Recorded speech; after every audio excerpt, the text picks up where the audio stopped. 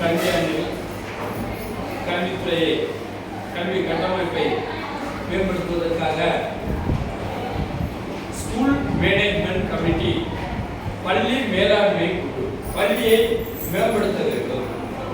தங்களிடம் உள்ள பணத்தை பயன்படுத்தி அல்லது வசதியை பயன்படுத்தி பெருமைக்கு ஆசைப்படுகின்றவர்கள் பள்ளிக்கூடத்தை மேம்படுத்துவதற்கு ஏதாவது செய்ய வேண்டும். அதற்கு காகிதத்தையும் பயன்படுத்தி வேண்டும். படிக்க வருகின்ற மாணவர்களுடைய பெற்றோரையும் பயன்படுத்தி கொள்ள வேண்டும் என்ற நல்லெண்ண நோக்கில்தான் இந்த எஸ்எம்சி மீட்டிங் ஆனது நடைபெறுகிறது. எஸ்எம்சியில் இன்னைக்கு மெம்பர் செலக்ட் பண்ணுறோம். அந்த எஸ்எம்சிங்கிறது வந்து ஒரு ஸ்கூல்ல ஒருத்தர் 3 ரூம் கட்டி கொடுத்தாரு. ரொம்ப வசதியாக இருக்கும்.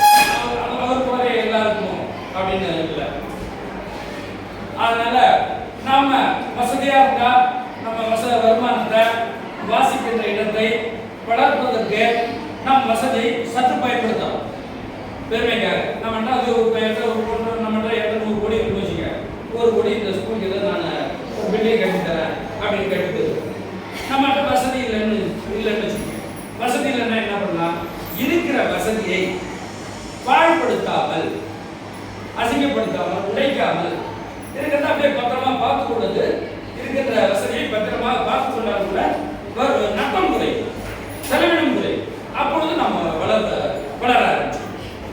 அதனால மாணவர்களை நீங்கள்லாம் இன்னைக்கு பெற்றோர்கள் படிக்கிற மாணவர்களுடைய பெற்றோர்கள் வந்தது சந்தோஷம் எனக்கு பார்க்கறதுக்கு.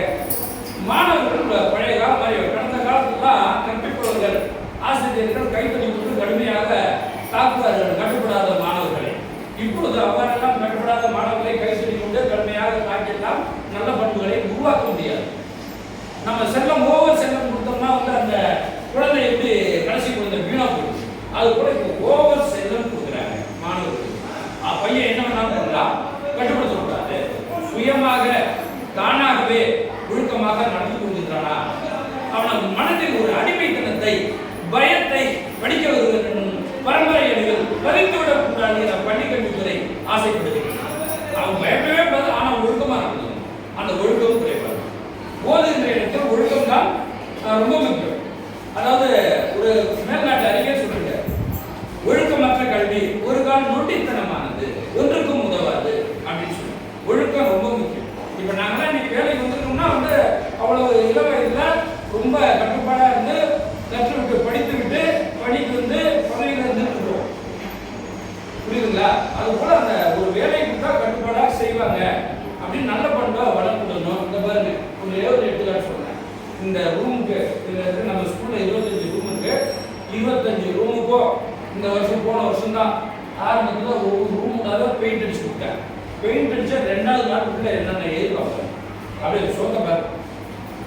பெயிண்ட் அடிச்சு கொடுத்தா 2வது நாள் எழுதுனதெல்லாம் அவ்வளவு கட்டுப்படாத மாணவர்கள் வரும். தனியார் பள்ளியெல்லாம் இது போல தாழ்மாரா தனியடத்தரமா தரதரத்தரமா ஏதாவது எழுதுனா தண்டனை தாழ்வு மறுநாள் பையனுக்கு 1000 ரூபாய் பணம் இல்லாட்டா டியூஷன் வைக்க வேண்டியது.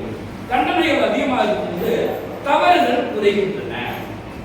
தவறுகள் குறைஞ்சதுன்னா அந்த இடம் நல்லா இருக்கும். எந்த ஒரு ஆசிரியரோ தன் பையனை அரசு பள்ளியில சேர்க்காததுக்கு இதுதான் எவ்வளவுமே அடைய முடியாது. படிக்கிறது அறிவு தான் இங்க முக்கியம். அடைஞ்சுதான் படிக்கணும். ஆசிரியருக்கு அடைஞ்சுதான் இல்லைன்னா அந்த காலத்துல அடிப்பாங்க. அதனால அடிக்கு போயிட்டு அறிவை அச்சத்தில் அதிகப்படுத்திக் கொண்டார்கள், பயத்தில் அதிகப்படுத்திக் கொண்டார்கள். பயத்தில் படித்தார்கள். நாங்களும் கூட பயமா படிக்க முடியும். அதனால பயம் நிறுத்தவில்லை என்றாலும் படிப்பில் அதிக கவனம் செலுத்தணும். எழுதக்கூடாது. ஒரு சேர் இது சேர் வாங்கி போட்டால் 5 சேர் வச்சுக்கலாம். படிக்க வரணும். அது மாதிரி பண்ணலாமா?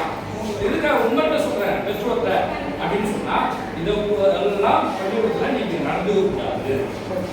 கட்டுப்பாடா இருந்து அந்த இடத்துல பத்திரமா பார்க்கணும். ஆசிரியங்க சேரே இல்லைன்னா பையன் முன்னால போயிட்டு அப்படின்னு வருவாங்க. நீங்க சேர் இருக்க பார்த்தீங்களா? நாங்களே ஏதோ வந்து இந்த வருஷம் ஆரம்பத்தில் வாங்கி கொடுத்தேன். 3 மாசம் முடிச்சு அது முடிய வேண்டிய அவசியம் என்ன இருக்கு? நம்மகிட்ட வசதி இல்லை. வாசிப்பு நிலையத்துக்கு வருமானத்தை ஏதோ கட்டணம் வசதி செய்து கொடுக்க முடியாது. ஆனா இருக்கிறத என்ன பண்ணலாம்? நம்ம பத்திரமா பார்த்துக்கணும். அதே படிக்கணும். அந்த மாதிரி மாணவர்கள் கட்டுப்பாடு இல்லாமல் நடந்துதான் நீங்க அதெல்லாம் சொல்லுங்க. அதில் ஒரு மெம்பர் செலக்ட் பண்ணுவோம்.